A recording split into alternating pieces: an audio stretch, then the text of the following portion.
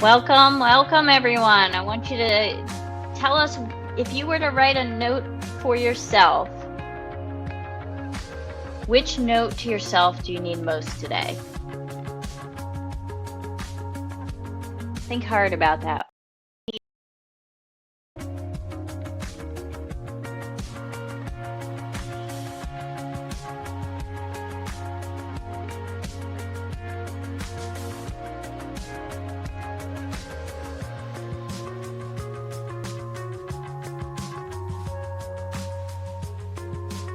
Welcome. Hi everyone. What note to yourself do you need most today?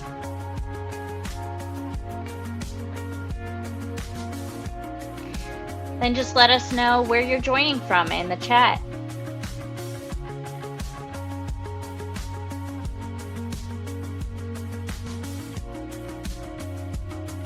If you can't see those notes, so some of them are covered up. The first one says, don't forget to be awesome today. Oh, or don't forget to be awesome. And the next one is live in the moment.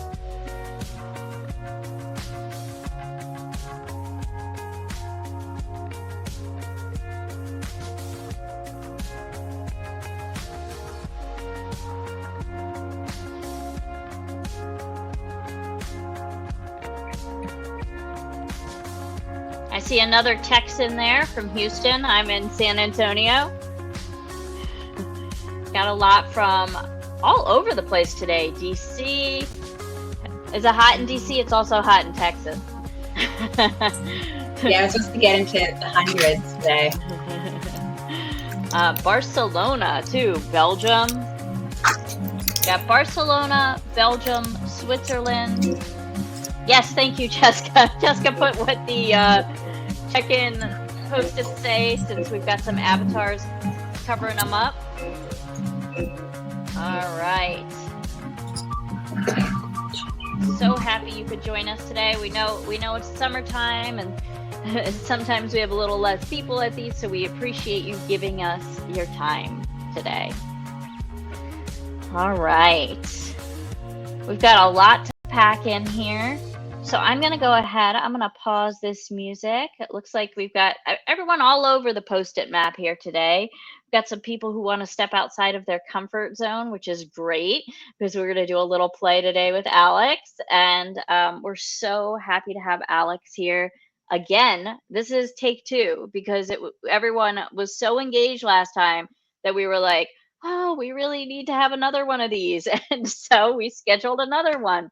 And Alex is back again from Barometer XP, and she's all about infusing play into work, team dynamics, culture, and we can't wait to see what she has for us today.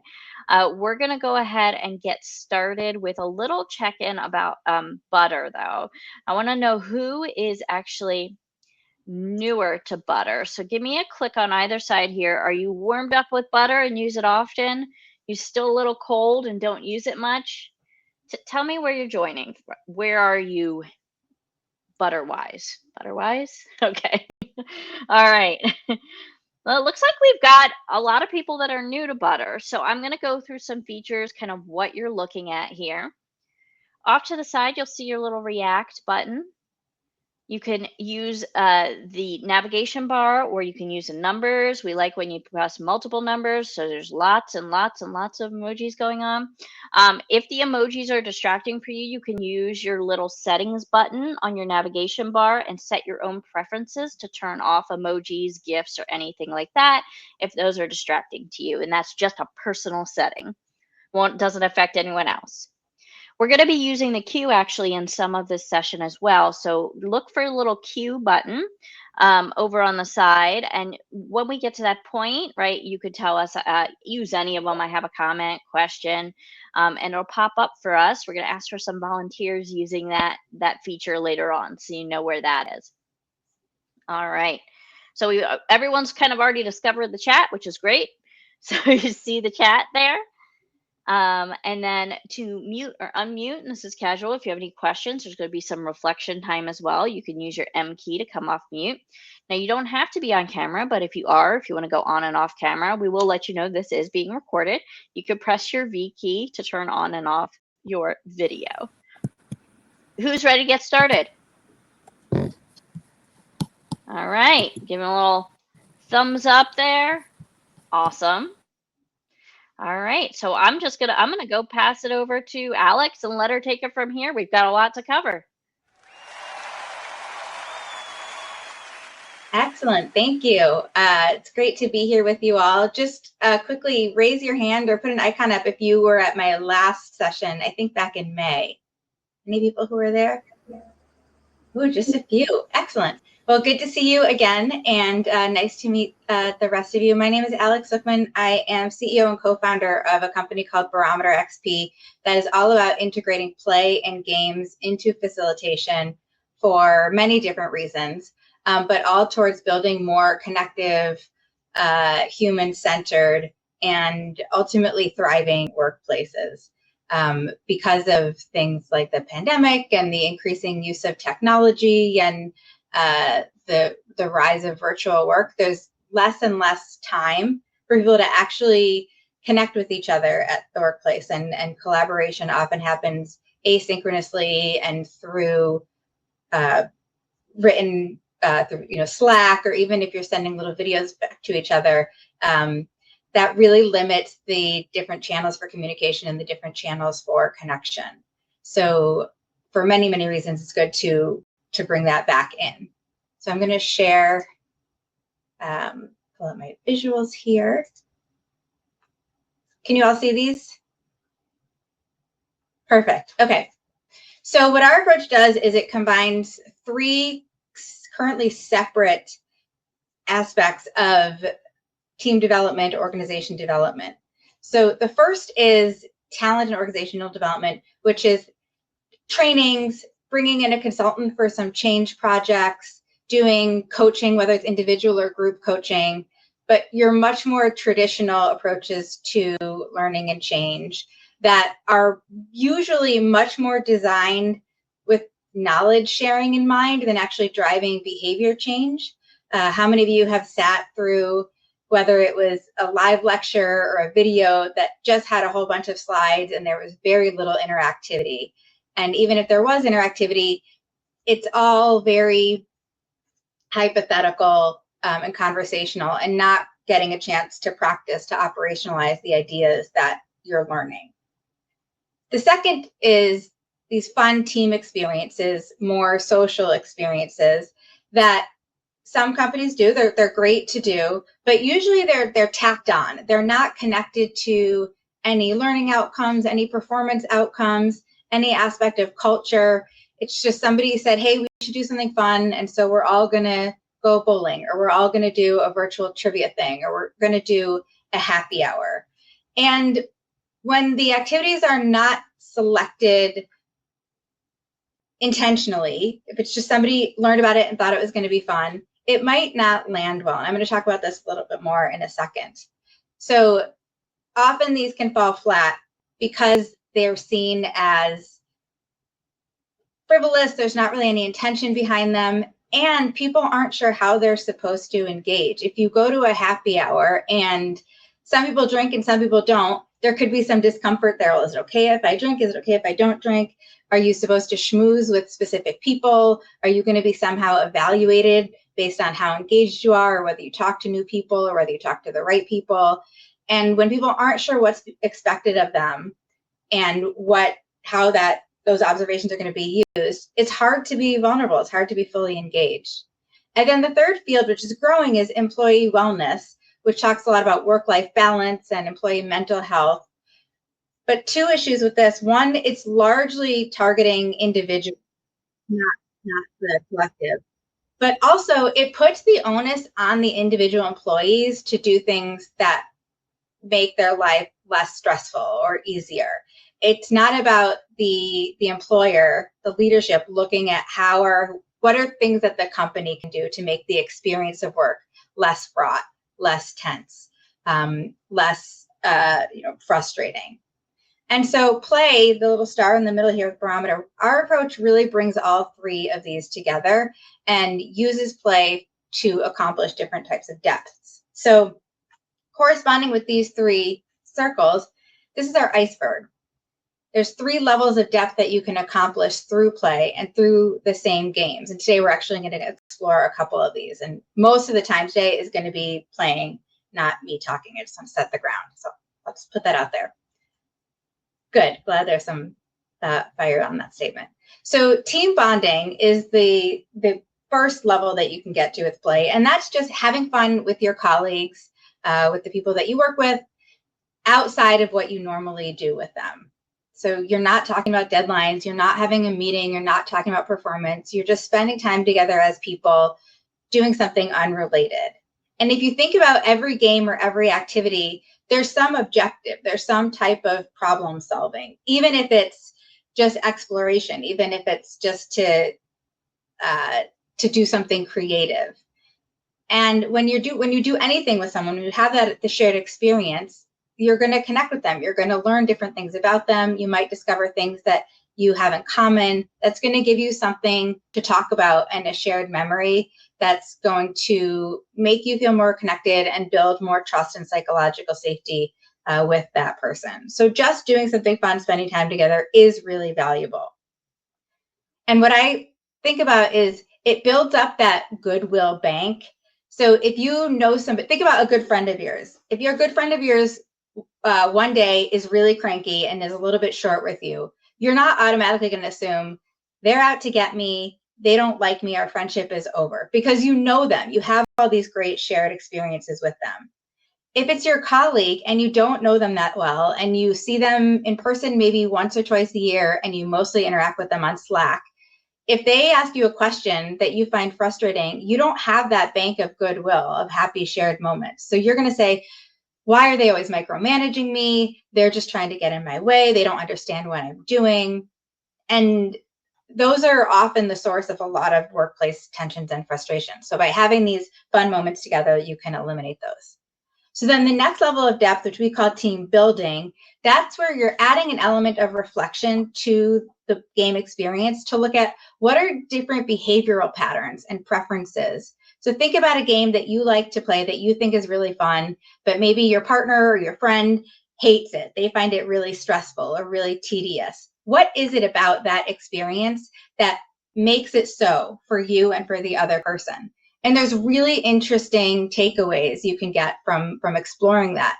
Some people like games that have a really tight time period because they get that rush from meeting deadlines. Some people really like being creative and thinking outside the box and exploring, whereas others feel more comfortable when there's set rules and set roles. So just looking at what situations people thrive in, what situations they feel uncomfortable in, and having those conversations gets a lot of our inner thoughts and feelings out in the open, and it's a great way to explore them. And from there, you can build much better work relationships because you know more about each other. The deepest level, team development, is when you're playing with a group of people who you normally work with a lot, and you're using the game to practice different ways of working together. So whether it's applying a new communication skill, whether it's clarifying roles and responsibilities, whether it's using a new tool or communication channel, it's a really good way to practice and get everybody comfortable and level up the performance. So quick pause here to see if there are any questions about the iceberg and these 3 different levels of depth through play. Some thumbs. Okay, and if you have questions, feel free to put them in the chat or just pop in, unmute yourself and pop in. Oops. Okay, so then, oh, that's a little nice. So these are just the types of reflection and self-awareness questions that you might ask. Is how do different elements of the situation affect you or affect the team? What strengths, vulnerabilities, behavioral trends are you noticing in the situation? What are opportunities to do something different, to learn or grow? What are things that you can do that are going to better accommodate others and maybe lead to better collective outcomes? And how do you expand your collective awareness? So just some questions to keep in mind as we're playing. So then the next piece here, and this is how we connect play to specific outcomes, is thinking about team culture. Most people tend to think of culture as, do I like the people that I work with? Are we nice to each other? Do we make time to help each other? Is work a genuinely pleasant place to be? But culture is actually everything in the team environment. Are you using the right tools? Do we know how decisions are made and communicated? Is there clarity on roles and expectations? Do we all feel like we're moving in the same direction? Are we aligned around values and goals and objectives? So when you want to work on culture, it's not enough to just do something fun and social. You want to be intentional about what are the areas of work that you can improve for people. And so this is the framework that my partners and I came up with for the different elements of culture and how we can connect them to play. So there's these 9 different dimensions, and they are organized along 2 axes. The columns, feel, think, and act, are about individual behavior. How do people, where do they feel like their zones of excellence are? What are they drawn to when they work? How do they feel the most meaning? How do they engage with their work? What do they fall back on when they feel stressed? Are they more emotional, tapping into their emotions and their intuitions? Is it thinking, they like data, they like the strategy and decision making? Or is it always being driving behavior? Is it acting and being in action all of the time? Then the rows are organizational intent. Why, what, and how. So this model takes into consideration both how individuals experience their work, their daily experience of what they see are the strengths, what they see are the pain points, and connects it to the outcomes at the organizational level. So very often I've heard a lot of leaders say, well, I don't need to invest in culture. The team is performing really well. And everybody's miserable, but it's fine. It's not fine. If everybody's miserable, maybe they're performing well at that particular moment, but they're not going to perform well forever. You're going to have turnover. There's going to be mistakes. There's going to be trust issues. And so this is a model to combine those 2. And it's also how we organize games. So we have a whole database of different games and activities that connect them to one or more of these different elements of culture, so that you can select a game that addresses a challenge or a priority that that team has.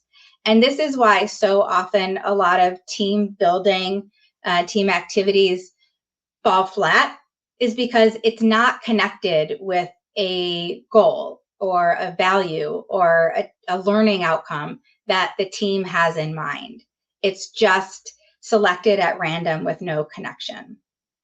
And you can get a lot better buy-in. People are going to be a lot more willing to be vulnerable and to be curious and to engage if you can make the case to them up front that participating in this activity is going to be beneficial to them. It's going to improve their performance. It's going to build trust. It's going to reduce some of the recurring stressors and pain points in their work. So I'll just pause here. Any questions, thoughts? Hi, Alexandra, it's Romy. Yes, I have some remarks. I like your presentation, but I always feel like presentations, if the holder of the presentation holds in mind that he's on a journey and he's going to stop from one moment to, always to have little breaks inside, that makes it much easier to follow. It's very, I think, to be aware that we are so differently wired. And if you take information up, visual, auditive, and everything, then after about 10 minutes listening, I just for myself, I switch off and go and write down. And I think to really be aware of that, we have a capacity to take up information, but then also to share and to relax and to come again and to rejuvenate in whatever form. If we take a little bit of water or express a little bit our thoughts, it's nice. Yes. Yeah, absolutely. Thank you for that. Yeah, I would love to hear hear thoughts and questions. And then we're going to move into our first activity.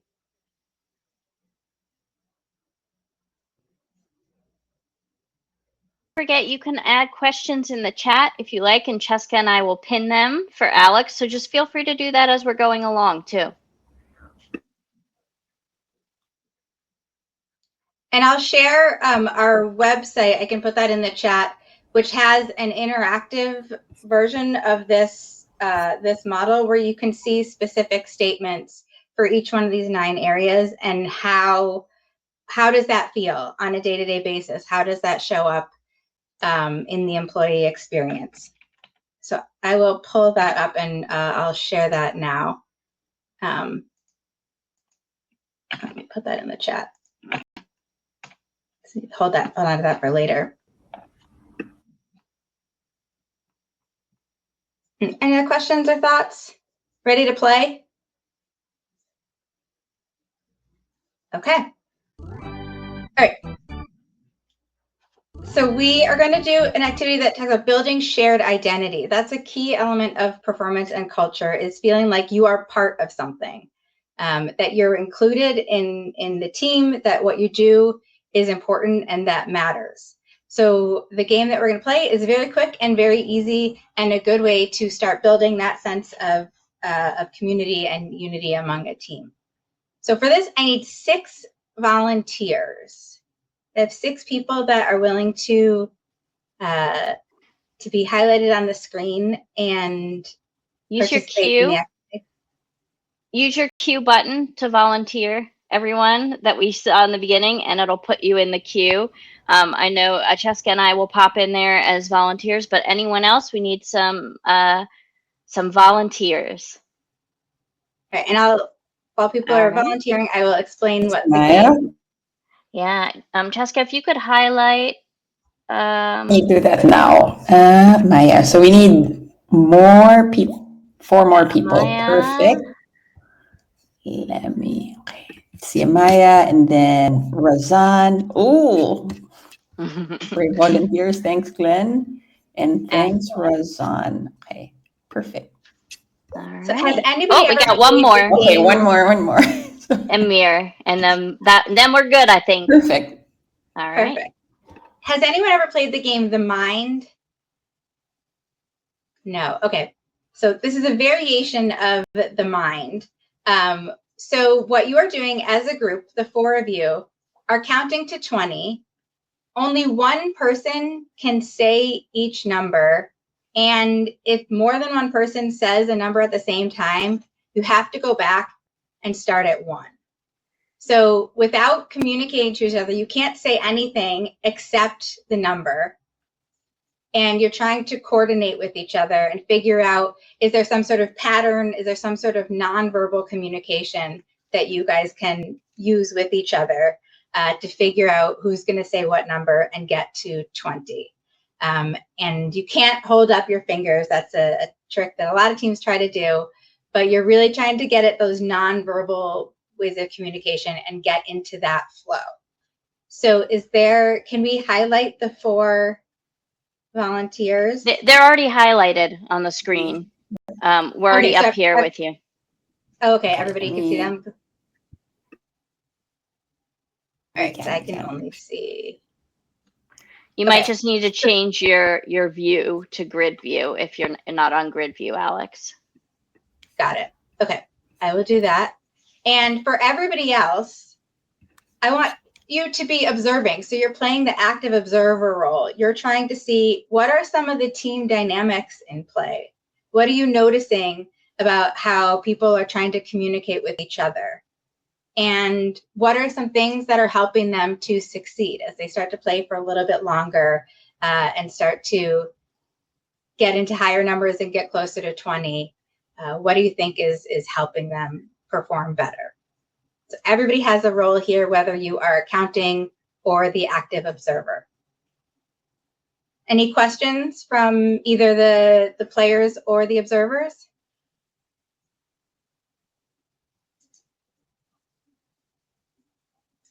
Amir, if you're saying something, you're on mute. Is it possible that we can sign somehow, or we shouldn't use any kind of method? Nope. Good question. But well, let's see how you can do just with just looking at each other. Okay. Are you ready? Can we start now? Let me Yep. take out the slides first and Yep, there we go.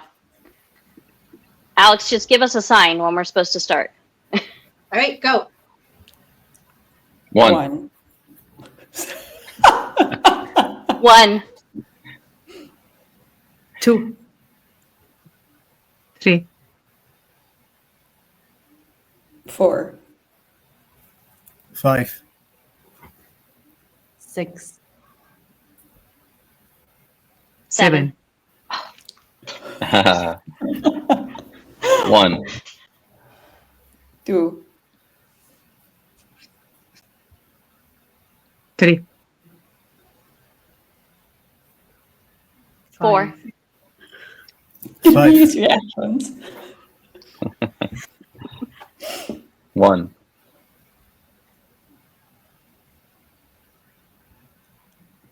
2, 3, 4, 5, 6. 7, 8,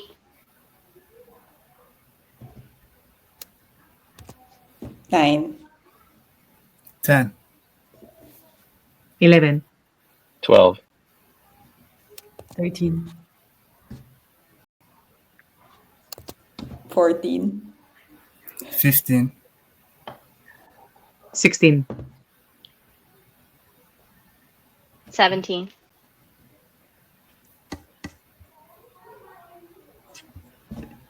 18,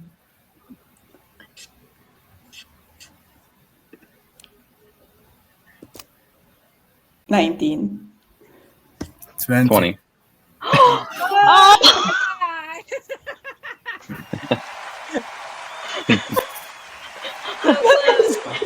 So what is the result? Did we pass or Did start we again? pass? Yeah. I think we Try one more failed. time. It's the usual reaction time. We should have put the timer on. yeah. Alex, Try one are more we? time.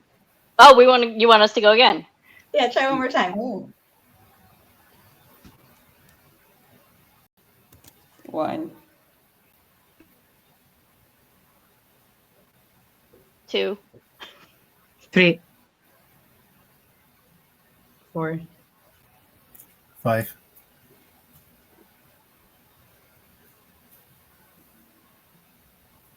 6, 7,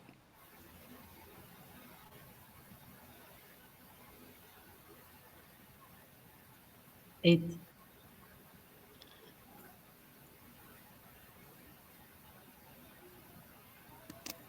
9, 10. 10.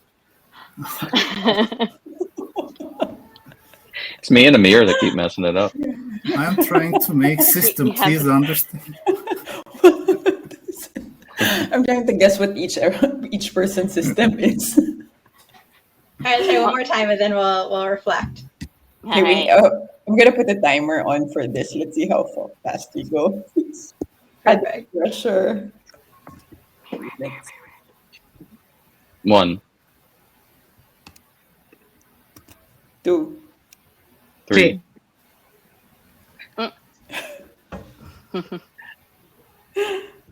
You want us to go again, Alex? What do you think? You want to go again, or are you ready to reflect? I think we should go ahead and reflect. Yeah. All right, we'll reflect. Perfect. So we'll Thank you, start with the 6 of everyone. you. Yeah, excellent job. 6 of you. How was that? How do you think what sort of team dynamics were there? How do you think you were working together? Well, I was paying attention to body language. I was using my emojis because they're my electronic hands. And I saw Amir lean forward every time he said a number. So I was waiting to see if he was going to lean forward. It was hard for me to read everyone else, but I know Cheska was using her emojis too. So Yeah. I sort of followed your lead for that. Like after I saw you using it, it's like, okay, let's use this too to see if other people pick up. I also noticed like I don't know if it's a consistent thing, but usually after the silence, Glenn would sort of take when there's a bit of extended silence, Glenn would take the lead in terms of putting his hand up there or counting. Great observations. What else? What else are you all noticing? Honestly, I'm questioning what could be better, what we should do. It's really interesting. Yeah. Do you have any ideas or thoughts? Honestly, maybe this is also related with cultural background too. Because, for example, I come up with this idea before saying the number, I get close to camera. Maybe it will work, but yeah, maybe not for everyone. So we should try to find some common field maybe for everyone that can be easy to realize, easy to catch, little cues, but little. Yeah, and Ima, you just hit on a really important point. If you think about that iceberg, how do you go from the just team bonding into team building and development? Those ideas like that, well, my instinct was to lean forward and see if other people noticed that. And maybe the reason you did that, maybe it's a cultural thing. Maybe you had success doing that, in something else that you did. Maybe it's part of your personality.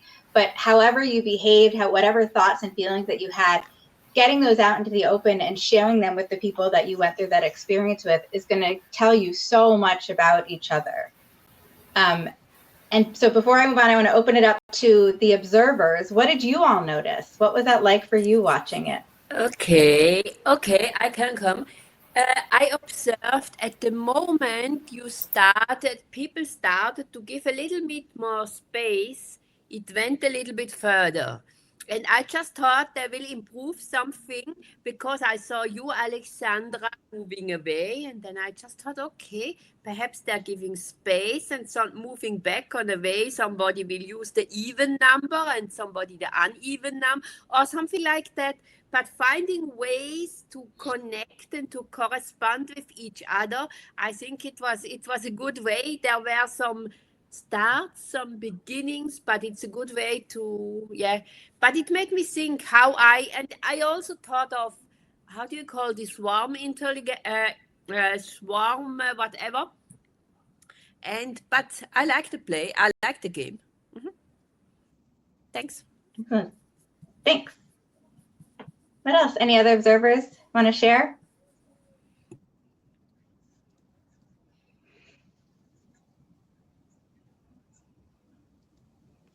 Well, I'm not an observer, but I'll share. That, I have another thing too. Go ahead. Yeah, please. Anybody, open it up to anyone. Yeah, it's interesting to see a couple things. How long we can hold the silence. There's like I guess for a lot of us, a level of like how long can you stand the potential awkwardness of the silence, or like who's going to jump in. So that's just kind of interesting to think about how we each be with space and silence.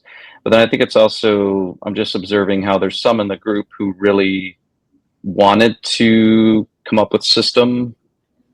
And maybe this is kind of a personality difference thing or different way that we're oriented. Some really wanted to come up with a system, even though we weren't supposed to come up with a system. And then others were maybe trying to sit in the moment of not having a system, even though that's tough, and trying to tap into more of the intangibles. But there's always that tension maybe between like, let's organize around this, let's come up with a procedure versus can we just connect without a procedure. It's kind of intention there. So I'm a fan of, go ahead, Alex. I just want to pull out two things that Glenn said. So your observation about the silence and sort of how long can they tolerate it? If you think about the iceberg, that's a really important thing in that middle, like team building, getting to know different people's patterns. Some people might find the silence really awkward. Some people might feel like they need the silence to fully process and feel present in the experience. So what are people's perceptions of silence? is that, that's such an important thing to understand with people that you're working with. And then your idea of wanting to build systems, this would be a great game to use as part of a team development, sort of a process improvement. How do you start talking about processes and systems? For a lot of people, that sounds very intimidating. I did process improvement consulting in a past life, and some people would almost hide when they saw me coming because it just seemed too intimidating. But really, it's what could have helped us be a little bit better? What's one way of communicating that we all found useful and paid attention to and want to try? And so that, what could be better? Try it. Let's see what works. Let's reflect on it. That's process improvement right there. And so if a team was starting to figure out what are specific things we can do to communicate better, how can we best use the tools that we have, how do we fall back on our individual roles and to leverage them for the greater good, those are real team development outcomes that you can explore even from a game this simple. Yeah, Rachel, what were you going to share? I was going to say, I'm always looking for ways to, if I know the rules, break the rules. And so that does kind of speak to my personality. So I was like, all right, well, can't use my hands. What other things do I have at my disposal that I can use to communicate? So that's just kind of how my brain works. And also, something that I've been practicing personally is my balance between fill space and make space as a facilitator, right? And so it was actually a way for me to practice making space and that balance between kind of those two extremes. Yeah, great insights. Excellent. Any final thoughts on this or insights about how you might use this with the team, how it might be valuable before we move on? I'm once again, I think it's just when I saw the comments now, people suggest or think other people will do or do something. I think that's also something very, very important to be aware of, that we don't know what anybody really thinks about anything. So that's very odd to just think that somebody might understand this in the same way. I think that's very slippery slope. That's something, if we can find a way that's more precise to somebody, it's helpful in a symbol or in something that shows up, it's much more helpful than in guessing somewhere, because with guessing we end up in the desert, and sometimes the desert is a nice place to be. Yeah, Romy, that's such a good point. And we often don't even realize what assumptions that we're making because we've only ever been inside of our own brain. So someone might be assuming, wow, I'm feeling really uncomfortable with this silence and think we should be going faster. Everybody must. And now that I know everybody's uncomfortable, I'm just getting more uncomfortable. Everybody else might say, wow, this is really nice that we can pace ourselves and we're not being rushed. And so that's where like sharing your thoughts and sharing your feelings and sharing what you're noticing and your what's driving you to action, your motivators is just so important, because it's probably, maybe some people have a similar experience, but some people might be perceiving it in a totally different way. And once you know that about people, especially people that you're going to be working with on a regular basis, you're going to have a much smoother work environment going forward. Yeah, I like that in chat. Our brains can be a pretty scary place. All right, so now we're going to move on to another activity. Let me pull up the slides to set it up. So this is a simulation. So everybody's going to participate. We're going to be in small groups, and you're going to be working together to solve a problem. And you're going to be thinking about clarity and complexity in communication. And how do you work together to solve a problem? Are you listening to each other? How are you handling potential conflicts? How are you coordinating with each other? So these are the things to keep in mind as we're doing this. So for the next half hour or so, you all are the leadership team at an amusement park. And the amusement park just closed for the season, had a really successful season. The pandemic is over, so people were showing up and riding rides and playing games and doing all of the fun things. And you just received the performance data from that last season. So you know that you know how much revenue you had, you know what your costs were, you know how happy visitors were and what their patterns were. And you're using that data to make improvements for next year, to figure out what type of improvements you want to make, specifically where you're going to build a new attraction in the park. So that's the question that you're going to be working on. You're going to have a set of clues that are out. I'll say this a couple times. The clues are intentionally confusing and not complete. So if you look at it first and you have no idea what's going on, you are 100% doing it correctly. The goal is to work together to try to figure out what do those clues mean and then use them to submit your guess. There's 2 different tasks that you'll be doing, and we're going to go into breakouts. We'll be using Miro, and then you'll be working in groups of 5 or 6 people. So the first task is just to look at those clues and try to figure out what do they mean. Sort through all of the data. And during that, each team can come up with one question that you want to ask me that would clarify the data, that would give you a better sense of understanding and confidence to be able to make a decision based on that information. So within that 10 minutes, you're coming up with one question. And then after this task, I'll answer everybody's questions. So in that first 10 minutes, you don't need to worry about submitting an answer. You don't need to worry about doing the analysis. It's just trying to figure out, how many, what question you want to ask and what the clues mean.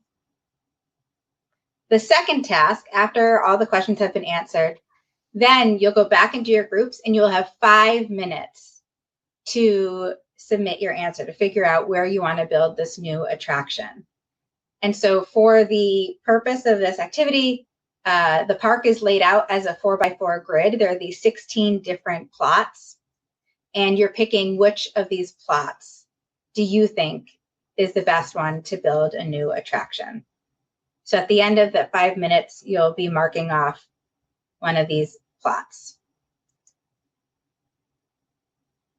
And Rach, I see your question. Yeah, I'm going to go over the Miro board in a second. So there's 2 things that you need to indicate at the end. One is which of these 16 plots, which row and column do you want to build the attraction, but also what evaluation criteria are most important in your decision. It can be one or any combination. So there's risk and safety. There's profitability, maximizing profits. There's visitor happiness, making sure that the people, your guests at the park, are happy. So you can pick one or any combination of these that you think is most important and that you factored into your decision. So some groups think they can be really tricky and ask as their question, what's the right answer? The answer is it depends on what criteria you're factoring in. So don't even try that as a trick question. We're going to be using Miro for this activity. And so let me show you the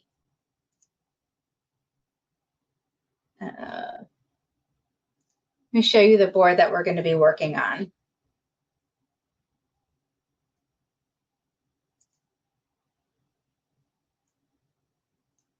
This is the big level, and then I'll zoom in. So it looks like we'll be 2 teams, and so 2 workspaces. There'll be a team 1 and a team 2, and each of you will go to your team workspace. To ask a question, there's this board here, so you'll just go to the sticky note that has your team number on it and type in your question. And again, we'll be coming back together out of the rooms, and I'll be answering your questions after those 10 minutes.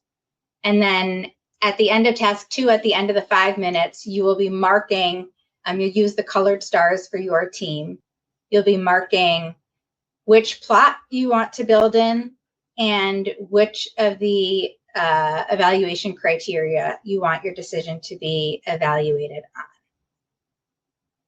So again, you're the amusement park leadership team, and you are working together to figure out where you want to build a new attraction. I'll pause here and to see if there are any questions before we go into the breakouts.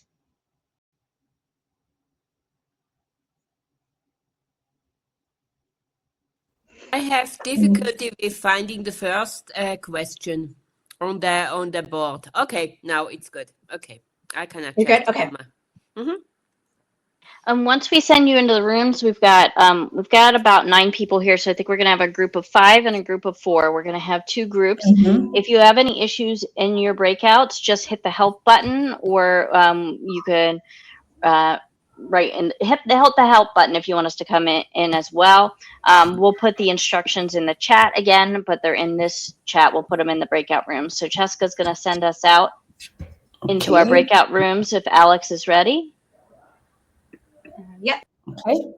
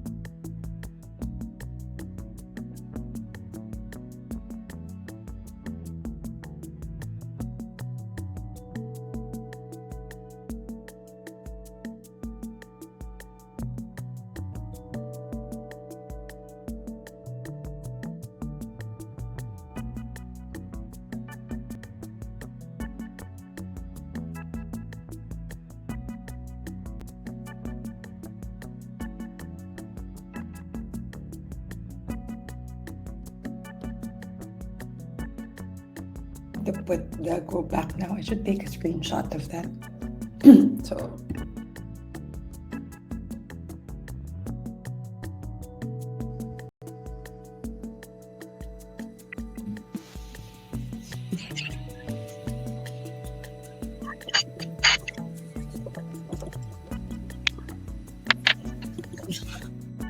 Uh-oh, we never felt this clueless.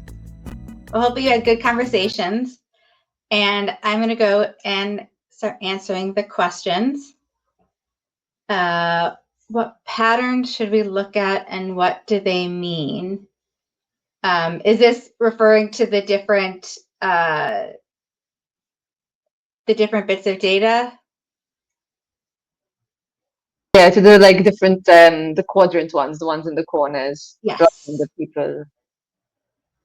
Yes. Okay. Good question. So what do they mean? So if you're looking at the different clue sets, the top right that has the little stars is indicating the number of attractions that are already in each section of the park. So you can see, not really patterns, but you can see where development has already happened. The top right with the N's is the patterns of visitor happiness. The N means N, not happy. They're currently least happy in these spots. The bottom right is the build costs, the cost to build a new attraction in each section of the park. And the bottom left is the order in which the plots were developed. But Angela, who was in charge of doing this task, was going back and forth between numeric and alphabetic orderings. So you have to convert the letters into numbers in order to see how the park was developed. So A is the first letter, so number 1. So that's the oldest part of the park. That's the first plot that was developed. And then you can fill in the rest and look at the pattern, try to figure out the middle ones. That was an excellent question. And all right, team 2. Which clue is most important for risk? Oh, that's a great question. I would say because we know the risk of accidents goes up in a certain area of the park, I think paying attention to George's clues is the most important if you're thinking about risk and safety. And I threw in there at the last minute that you could ask a second question. So does either team have another question that you were thinking of that you wanted to ask?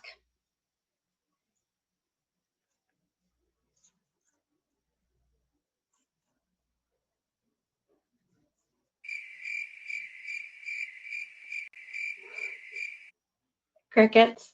All right. Oh, we didn't quite the last two ones for what patterns, like the one beside or below Angela and below Bruno. Oh, so the one below Angela, that's telling you the order in which the plots were developed, but it goes back and forth between using alphabetics and numerals to do the order. So A is first letter in the alphabet, so that's number 1. That's the oldest plot in the park. So you could figure out the development piece there. And then I'm looking at Maxine's question, what does northwest mean? So if you're looking at the grid and you have a compass, so north is up, south is down, east is to the right, and left is to the west, the northwest section of the park there. And then Glenn, why is development order important? If you look at Angela's clues, ticket prices go up if the attraction is on a prime number plot. So if the number of that plot is a prime number. So you need to figure out those numbers to satisfy that. All right, excellent questions. We're going to open the breakouts back up for 5 minutes where you're coming up with where do you want to build and which criteria are most important in your decision making. And I'll see you again in 5 minutes. Thanks. All right, Chess.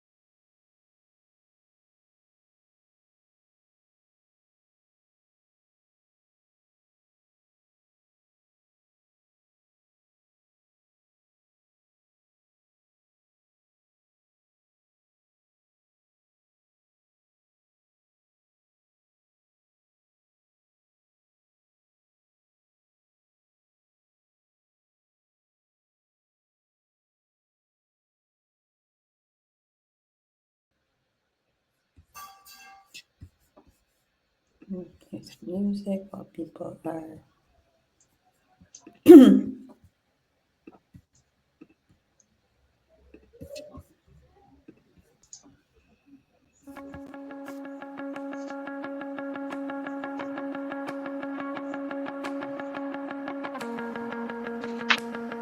Welcome back.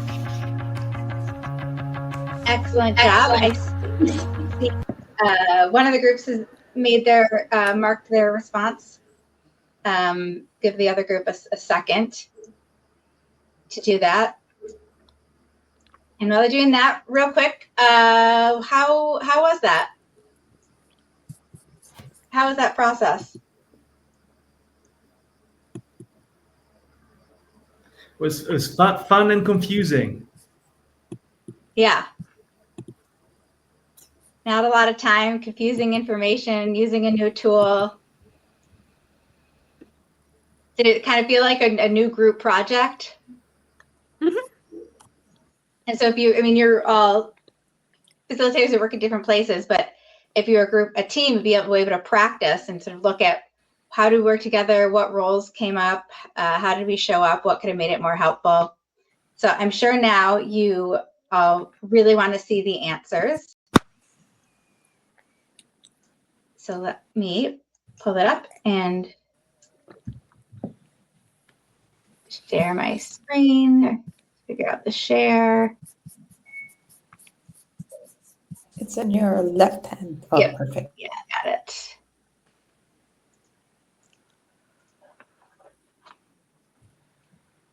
Okay. So as I mentioned, the answer depended on what evaluation criteria you chose. So I see one of the teams chose the combination of all three. The grid here just filled in. The darker the shading, that means the better the plot for that particular combination of criteria. So if you want it to be evaluated based on the combination of all three, let me just look over real quick. The red team, you chose a pretty good spot, not one of the best, but pretty good for that combination. And then for the other team, which was happiness and risk, let's go look at that.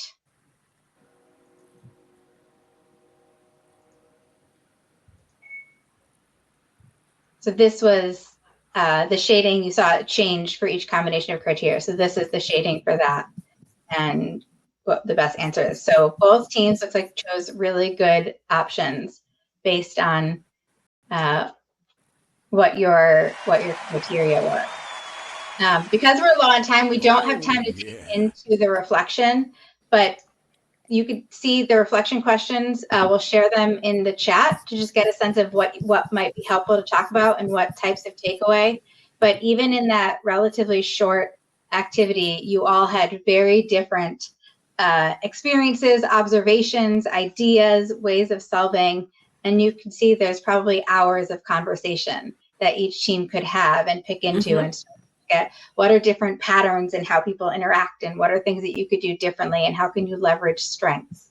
So I hope this opened your mind up a little bit to ways that you can use games and play to explore team dynamics, to build trust, to enhance learning, to build stronger teams. And I'll make sure that you get all my contact information, because if you want to learn more about this, I love talking about it. I especially love talking with other facilitators. So please reach out. And we're going to put some of that contact information in the chat right now. And we just kind of want to wrap up with a question. After experiencing today, we started with the notes to yourself, right? But after experiencing today, what would your note to yourself be for the rest of the week? And don't worry, it is anonymous.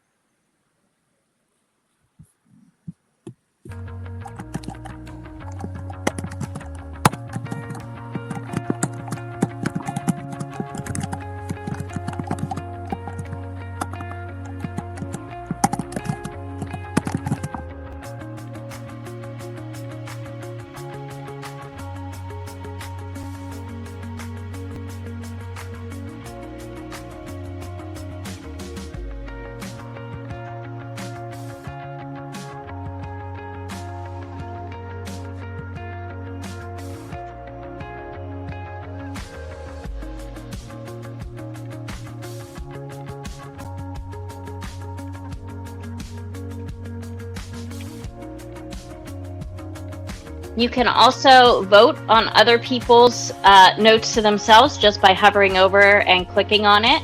You get up to 3 votes.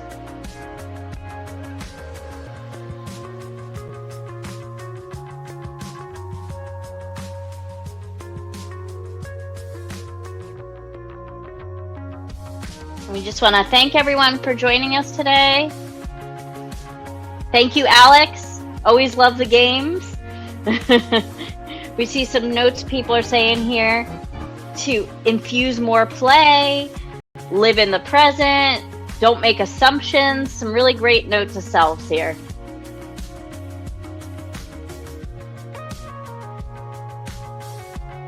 And join us on the Butter community, and we will have a recap and recording of this as well.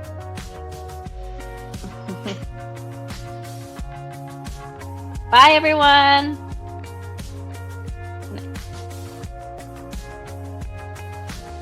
Bye. Bye. Thank you. Thank you. Everyone. We'll see you next Take care. time.